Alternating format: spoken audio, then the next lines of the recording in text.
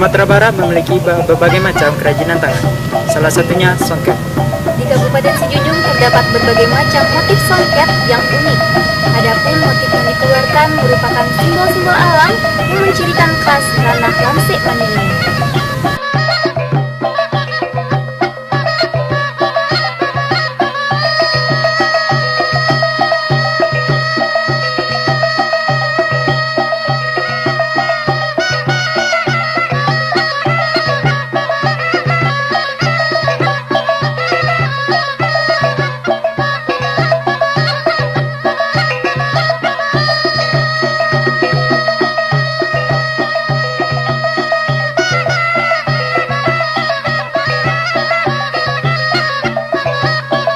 Pembuatan songket ini merupakan home industri yang dapat menunjang perekonomian keluarga.